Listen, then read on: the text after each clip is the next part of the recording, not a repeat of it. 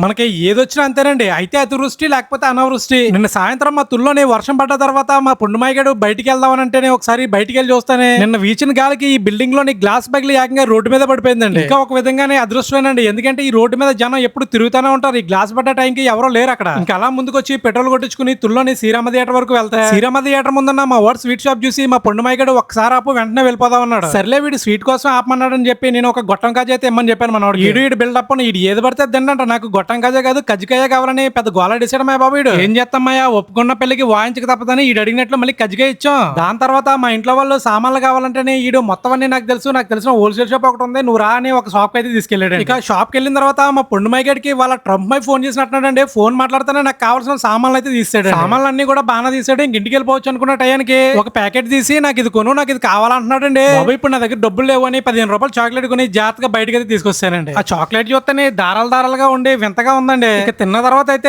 బాగుందని అన్నాడండి. మరి బాగోదా, డబ్బులు నాయి కదా.